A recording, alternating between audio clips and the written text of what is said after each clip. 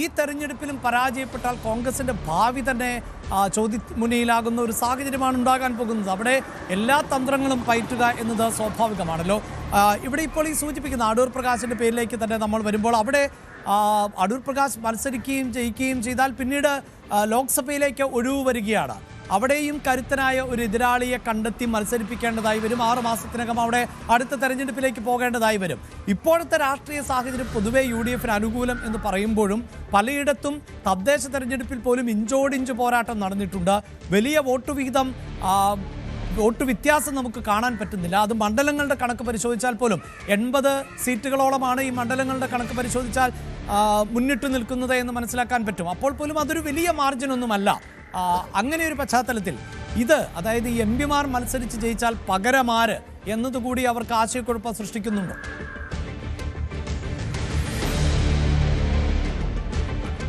തീർച്ചയായിട്ടും. അതായത് അത് ഏറ്റവും കൂടുതൽ പ്രസക്തമായി വരിക ആറ്റിങ്ങലിൻ്റെ കാര്യത്തിലായിരിക്കും. കാരണം 1000-ൽ താഴെ വോട്ടുകൾക്ക് മാത്രമാണ് അടൂർ പ്രകാശിന് അന്ന് വിജയം ഉണ്ടായത്. അതുകൊണ്ട് തന്നെ അങ്ങനെ ഒരു മണ്ഡലത്തിൽ, അതായത് അടൂർ പ്രകാശ് നേരിട്ടിറങ്ങിയ ഒരു ലോക്സഭാ മണ്ഡലത്തിൽ കഷ്ടിച്ച് വിജയിക്കുകയായിരുന്നു കോൺഗ്രസ്. അങ്ങനെ ഇരിക്കെ അടൂർ പ്രകാശ് നിയമസഭാ തെരഞ്ഞെടുപ്പിൽ മത്സരിക്കുന്ന സാഹചര്യമുണ്ടായാൽ ആറ്റിങ്ങൽ നിലനിർത്താനാകുമോ എന്നതാണ് കോൺഗ്രസ് നേതൃത്വത്തിന് മുമ്പിലെ പ്രധാനപ്പെട്ട വെല്ലുവിളി. അതുകൊണ്ട് തന്നെ നേതൃത്വത്തെ ബോധ്യപ്പെടുത്തുക എന്നതാണ് അടൂർ പ്രകാശിന് മുമ്പിലുള്ള ഏക പോംവഴി. അതായത് അദ്ദേഹത്തിന് അനുകൂലമായൊരു തീരുമാനത്തിലേക്ക് എത്തണമെങ്കിൽ ആറ്റിങ്ങൽ ഇന്ന വ്യക്തിയെ നിർത്തിയാൽ വിജയിപ്പിക്കാൻ കഴിയും എന്ന കൃത്യമായ കണക്കുകൾ നിരത്തി ബോധ്യപ്പെടുത്താൻ കഴിയുന്ന ഒരു വ്യക്തിയെ അടൂർ പ്രകാശിന് ഹൈക്കമാൻഡിന് മുമ്പിൽ ചൂണ്ടിക്കാണിക്കേണ്ടതായി വരും. അവിടെ ഏതൊക്കെ പേരുകൾ ചർച്ചയിൽ വരും എന്നതാണ് ഇനി അറിയാനുള്ളത്. എന്തായാലും അടൂർ പ്രകാശ് മത്സര സന്നദ്ധത്തിനായി തന്നെയാണ് നിൽക്കുന്നത്.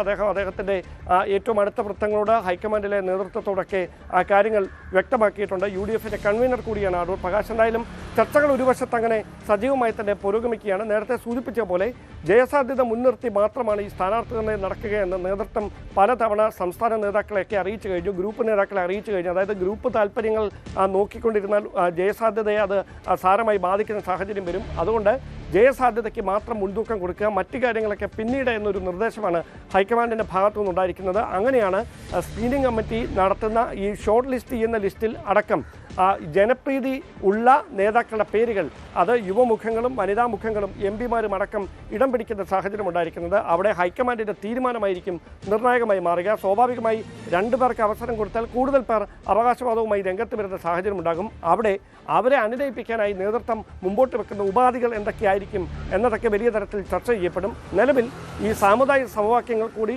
ഉറപ്പുവരുത്തുന്നതിൻ്റെ ഭാഗമായിട്ടാണ് 2-3 പേർക്ക് ഒരു സാവകാശം നൽകാനുള്ള, നമ്മൾ ആവർത്തിച്ച് പറയുന്നു ഇത് ഒരു അന്തിമ തീരുമാനത്തിലേക്ക് പോയിട്ടുള്ള രാഷ്ട്രീയ സാഹചര്യമല്ല, പക്ഷേ രാഷ്ട്രീയമാണ്. സ്ഥാനാർത്ഥി നിർണയത്തിൽ ഒട്ടേറെ കാര്യങ്ങൾ പരിഗണിക്കേണ്ടതായി വരും. അവിടെ ചില വിട്ടുവീഴ്ചകൾ ചെയ്യേണ്ടതായി വരും. ഇപ്പോൾ CPM-ന്റെ വിഷയമെടുത്തപ്പോൾ നമ്മൾ സൂചിപ്പിച്ചു കഴിഞ്ഞു. ടേം വ്യവസ്ഥ അത് കൃത്യമായി പാലിക്കാൻ CPM-ന് സാധിക്കില്ല, പ്രായം പരിഗണിക്കാൻ കൃത്യമായി സാധിക്കില്ല. അങ്ങനെയൊക്കെയുള്ള സാഹചര്യമുണ്ട്. എങ്കിൽ ഇവിടെ കോൺഗ്രസിലേക്ക് വരുമ്പോഴും ഇതെല്ലാം പ്രധാനപ്പെട്ടതാണല്ലോ. ഇതിലിപ്പോൾ ഈ സുധാകരൻ്റെ പേര് കൂടി ഉയർന്നു കേൾക്കുന്ന ഒരു സാഹചര്യമുണ്ട്. നമ്മൾ ഉറപ്പിക്കുകയല്ല എങ്കിൽ പോലും കണ്ണൂരിലെ കരുത്തനായ ഒരു നേതാവ് എന്നത് ഇപ്പോഴും സുധാകരൻ തന്നെയാണ്. ഒരുപക്ഷെ സുധാകരൻ കൂടി നിയമസഭയിലേക്ക് പോരാട്ടത്തിനിറങ്ങുമ്പോൾ അത് ആ പ്രദേശത്തിൻ്റെ അല്ലെങ്കിൽ മറ്റു മണ്ഡലങ്ങളിലൊക്കെ അത് പ്രതിഫലിച്ചേക്കാം. അതേസമയം സുധാകരനുമായി ബന്ധപ്പെട്ട് ചില വിമർശനങ്ങൾ നിലനിൽക്കുന്നുണ്ട്. അദ്ദേഹത്തിന് പ്രായത്തെ സംബന്ധിച്ച്, ആരോഗ്യപരമായ ചില പ്രശ്നങ്ങളെ സംബന്ധിച്ച് ഒക്കെയുള്ള വിമർശനങ്ങളുമുണ്ട്. എന്തുകൊണ്ടാണ് ആ പേരുകൂടി ഈ സാധ്യതാ പട്ടികയിലേക്ക് വരുന്നത്? ഡാൻ,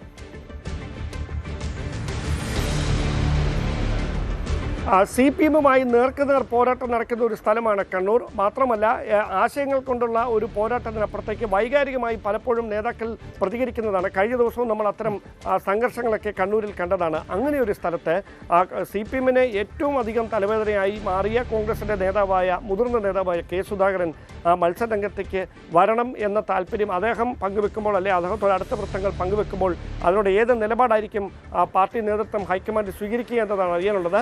സുധാകരന് അനുകൂലമായി മാറാൻ പോകുന്നത് ഈ ഈഴവ സമുദായത്തിൻ്റെ, പ്രത്യേകിച്ച് SNDP യോഗത്തിൻ്റെ അടക്കം പിന്തുണയാണ്. കാരണം വെള്ളാപ്പള്ളി നടേശൻ തുടർച്ചയായി നടത്തിക്കൊണ്ടിരിക്കുന്ന പ്രസ്താവനകളിൽ K. സുധാകരനെ അധ്യക്ഷ സ്ഥാനത്ത് നിന്ന് മാറ്റിയത് എന്തിനാണ് എന്ന ചോദ്യം ആവർത്തിച്ച് അദ്ദേഹം ഉന്നയിക്കുന്നുണ്ട്.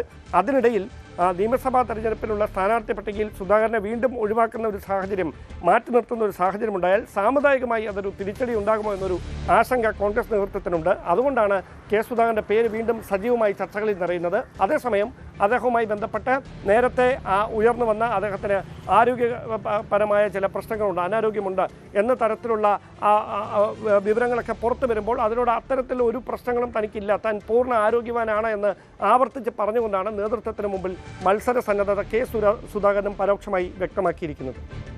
യെസ്, അങ്ങനെയാണ്. അതായത് നിയമസഭാ തെരഞ്ഞെടുപ്പ് ഏറ്റവും മുന്നിൽ നിൽക്കുമ്പോൾ അവിടെ ഷാഫി പറമ്പിലിൻ്റെ പേര് കൂടി നമുക്ക് പരാമർശിച്ചു പോകേണ്ടതുണ്ട്. നേരത്തെ അത് സൂചിപ്പിച്ചു കഴിഞ്ഞു. പക്ഷേ അങ്ങേയറ്റം കോംപ്ലിക്കേറ്റഡ് ആയി നിൽക്കുന്ന ഒരു പ്രദേശം, അതായത് പാലക്കാട് രാഹുൽ മാങ്കൂട്ടം ഉണ്ടാക്കിയിട്ടുള്ള ഒരു പ്രതിസന്ധിയുണ്ട്. അവിടെ മറ്റു ചില പേരുകൾ, ഇപ്പോൾ കണ്ണൻ ഗോപിനാഥിൻ്റെയൊക്കെ പേരുകളടക്കം നമുക്ക് ഈ ഘട്ടങ്ങളിലൊക്കെ കേൾക്കാൻ സാധിച്ചിട്ടുണ്ട്. ഷാഫി തിരിച്ചു വരേണ്ടതിൻ്റെ ഒരു ആവശ്യകത, ഇപ്പോൾ വടകര പോലെ ഒരു മണ്ഡലത്തിലേക്ക് ഷാഫി എത്തിച്ചുകൊണ്ട് നമുക്കറിയാമല്ലോ എന്തെല്ലാം പ്രചാരണങ്ങളായിരുന്നു, വാദപ്രതിവാദങ്ങളായിരുന്നു വടകരയിൽ ഉണ്ടായത് എന്നത് നമുക്കറിയാവുന്നതാണ്.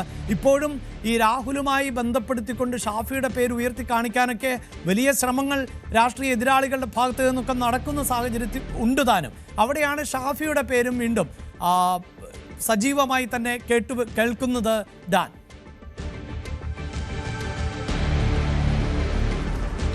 കോൺഗ്രസിന്റെ യുവ നേതൃനിരയിലെ ഏറ്റവും ക്രൗഡ് പുള്ളറായിട്ടുള്ള നേതാവാണ് ഷാഫി പറമ്പിൽ. പാലക്കാട് നിന്ന് വടകരയിലേക്ക് ഷാഫി എത്തുന്ന സാഹചര്യം നമുക്കറിയാം. വടകരയിൽ വലിയ തരത്തിൽ കെ ശൈലജയുമായി നേരിട്ട് നടന്ന പോരാട്ടത്തിൽ ഷാഫിക്ക് വലിയ മൃഗീയമായ ഭൂരിപക്ഷത്തിൽ വടകരയിൽ നിന്ന് ജയിച്ച് MP ആയി അദ്ദേഹം ലോക്സഭയിലേക്ക് പോകുന്നു. പിന്നീട് ഇടയ്ക്ക് ഉണ്ടായ വിവാദങ്ങൾ മാത്രമാണ് ഷാഫി പറമ്പിലിൻ്റെ പൊളിറ്റിക്കൽ കരിയറിൽ ഒരു മങ്ങലേൽപ്പിക്കുന്ന സാഹചര്യം വന്നത്. ഈ യൂത്ത് കോൺഗ്രസ് അധ്യക്ഷനായിരുന്ന രാഹുൽ മാങ്കൂട്ടത്തിൽ മാറുന്നതുമായി ബന്ധപ്പെട്ട് അദ്ദേഹവുമായി ബന്ധപ്പെട്ട് ഉയർന്നു വന്ന ആക്ഷേപങ്ങളിൽ ഷാഫി മൗനം തുടരുന്നു. ഷാഫിയാണ് രാഹുലിനെ പാലക്കാട്ടേക്ക് എത്തിച്ചത് എന്ന തരത്തിൽ പാർട്ടിക്കുള്ളിൽ നിന്ന് തന്നെ വരുന്ന വിമർശനങ്ങളാണ്. അതിനൊക്കെ അപ്പുറത്തേക്ക് CPM ഏറ്റവും കൂടുതൽ ആശങ്കയോടെ കാണുന്ന ഒരു സ്ഥാനാർത്ഥിത്വം ഷാഫി പറമ്പിലിൻ്റേത് തന്നെയാണ്. കാരണം അത്രമാത്രം ഈ യുവ വോട്ടർമാർക്കിടയിൽ സ്വാധീനമുണ്ടാക്കാൻ ഷാഫി പറമ്പിലിന് കഴിഞ്ഞിട്ടുണ്ട് എന്ന കാര്യം രാഷ്ട്രീയത്തിന് അതീതമായി എല്ലാവർക്കും അറിയാവുന്ന കാര്യമാണ്. അങ്ങനെ ഒരു പശ്ചാത്തലത്തിൽ ഷാഫി പറമ്പിലിൻ്റെ ഒരു പൊളിറ്റിക്കൽ ആക്സെപ്റ്റൻസ്, രാഷ്ട്രീയ സ്വീകാര്യത അത് പരമാവധി പ്രയോജനപ്പെടുത്തുക എന്ന ലക്ഷ്യത്തോടെയാണ് ഷാഫിയെ ഒരു പ്രധാനപ്പെട്ട മണ്ഡലത്തിൽ കരുത്തനായ അതായത് കടുത്ത പോരാട്ടം നടക്കുന്ന ഒരു മണ്ഡലത്തിൽ CPM-ഉമായി നേർക്കുനേർ പോരാട്ടം നടക്കുന്ന ഒരു മണ്ഡലത്തിൽ ഷാഫിയെ സ്ഥാനാർത്ഥിയാക്കണമെന്ന ആവശ്യം സജീവമാകുന്നത് അവിടെയാണ്. പക്ഷേ എവിടെ മത്സരിക്കാൻ, അങ്ങനെ ഒരു മത്സരത്തിന് ഷാഫി പറമ്പിൽ തയ്യാറാകുമോ, അദ്ദേഹം അതിന് വില്ലിങ്സ് അറിയിക്കുമോ എന്നതാണ് ഏറ്റവും പ്രധാനപ്പെട്ട കാര്യം. എന്തായാലും ചർച്ചകളിൽ നിറയുന്ന പ്രധാനപ്പെട്ട 3 പേരുകളിൽ ഒരു പേര് ഷാഫി പറമ്പിലിൻ്റേതാണ്. അവിടെ ഷാഫിയുടെ ഒരു വ്യക്തിപരമായ അഭിപ്രായം കൂടി അതിൽ നിർണായകമാകും. കാരണം മത്സരിക്കാൻ പൂർണ്ണ സന്നദ്ധനായി വന്നാൽ മാത്രമേ അവിടെ പാർട്ടി പറഞ്ഞാൽ കേൾക്കേണ്ടത് അനിവാര്യതയാണ്. അതിനപ്പുറത്തേക്ക് അവരുടെ വ്യക്തിപരമായ ഒരു സൗകര്യം കൂടി പരിഗണിച്ചുകൊണ്ട് മാത്രമേ അക്കാര്യത്തിൽ അന്തിമമായ ഒരു തീരുമാനത്തിലേക്ക് കടക്കുകയുള്ളൂ. എന്തായാലും ചർച്ചകൾ സജീവമായി നടക്കുന്നു. പ്രതിപക്ഷ നേതാവ് നയിക്കുന്ന കേരള യാത്രയ്ക്ക് മുന്നോടി ഇക്കാര്യത്തിൽ ഒരുപക്ഷെ അന്തിമമായ ഒരു ചിത്രം തെളിഞ്ഞേക്കുമെന്നാണ് സൂചന. വളരെ നിർണായകമായ ചർച്ചകളാണ് കോൺഗ്രസ് പാളയത്തിൽ നടന്നുകൊണ്ടിരിക്കുന്നത്. നേതൃത്വവുമായുള്ള കൂടിക്കാഴ്ചകൾ തുടരുന്ന പശ്ചാത്തലമുണ്ട്. എത്രയും പെട്ടെന്ന് സീറ്റുകൾ നിർണയിച്ചുകൊണ്ട് മത്സരരംഗത്തേക്ക് സ്ഥാനാർത്ഥികളെ എത്തിക്കുവാനുള്ള ശ്രമം ആണ് ഇപ്പോൾ നടക്കുന്നത്. അതിനിടെയാണ് നമുക്കറിയാം MP-മാരിൽ പലരും, ഒരുപക്ഷെ യുവ MP-മാർ ഉൾപ്പെടെയുള്ളവരിൽ പലർക്കും കേരള രാഷ്ട്രീയത്തിലേക്കൊക്കെ തിരിച്ചു വരണം എന്ന ആഗ്രഹമുണ്ട്. ഏതാണ്ട് 7 MP-മാർ അത്തരത്തിൽ താല്പര്യം പ്രകടിപ്പിക്കുന്നുണ്ട് എന്ന് തന്നെയാണ് നമുക്ക് മനസ്സിലാക്കാൻ സാധിക്കുന്നത്. പക്ഷേ അങ്ങനെ MP-മാർക്ക് അവസരം നൽകിയാൽ അത് മറ്റൊരു തെരഞ്ഞെടുപ്പ് സാഹചര്യം സൃഷ്ടിക്കും എന്ന് മാത്രവുമല്ല, വലിയ തോതിൽ സ്ഥാനാർത്ഥികളായി വന്നാൽ അത് ജനങ്ങൾക്കും അവമതിപ്പ് ഉണ്ടാക്കിയേക്കാം എന്ന നിരീക്ഷണമൊക്കെയുണ്ട്. പക്ഷേ രാഷ്ട്രീയമാണ്, അവിടെ വിജയ സാധ്യതയ്ക്ക് തീർച്ചയായും ഊന്നൽ നൽകും എന്നതിൽ ഒരു തർക്കവുമില്ല. അതുകൊണ്ട് തന്നെ ഏതൊക്കെ MP-മാർക്ക് മത്സരിക്കാൻ അവസരം നൽകണം, ഇനിയിപ്പോൾ ആ തീരുമാനത്തിൽ നിന്ന് പാർട്ടി പിന്മാറുമോ എന്നതിൽ കൂടുതൽ വ്യക്തത കൈവരേണ്ടതുണ്ട്. ഇടവേള. കൂടുതൽ വാർത്തകൾക്ക് News 18 Keralam YouTube channel subscribe ചെയ്യുക.